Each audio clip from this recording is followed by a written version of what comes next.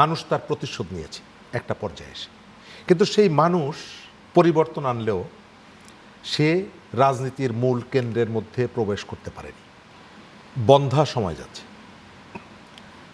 রাজনীতিটা আসলে মানুষের জন্য এবং মানুষকে কেন্দ্র করে। বন্ধ্যা সময় যাচ্ছে আপনার মনে হচ্ছে? নিশ্চয়ই অনেকগুলো কারণ আছে।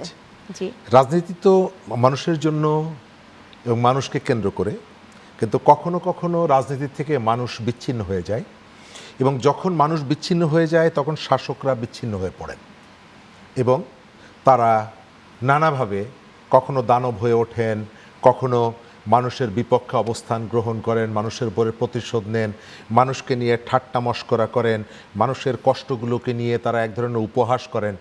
এবং যখন এটি অনবরত ঘটতে থাকে তখন মানুষ ক্ষুব্ধ হয়, বিক্ষুব্ধ হয়, কখনো কখনো রুখে দাঁড়ায়, আবার কখনো কখনো তার ভিতরে যন্ত্রণাকে পুষে রাখে এবং যখন সুযোগ পায় তার বিস্ফোরণ ঘটে।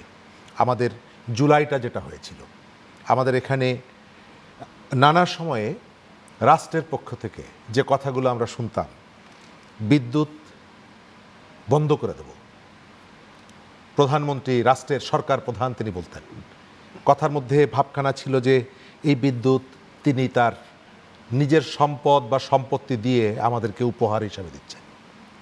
আমাদের দ্রব্যমূল্য বেড়েছে, মন্ত্রীদের পক্ষ থেকে বলা হতো বিকল্প কুল বড়ই দিয়ে ইফতার করবেন, আপনার মনে আছে? খেজুর নিয়ে আলোচনা ছিল, এই যে প্রসঙ্গগুলো ছিল, এবং এর একটা মানুষ তার প্রতিশোধ নিয়েছে একটা পর্যায়ে এসে, কিন্তু সেই মানুষ পরিবর্তন আনলেও সে রাজনীতির মূল কেন্দ্রের মধ্যে প্রবেশ করতে পারেনি। যে জায়গাগুলোতে পরিবর্তনের যে স্বপ্ন ছিল সেই স্বপ্নগুলো আমি দেখছি ক্রমশই ফিকে হয়ে আসছে।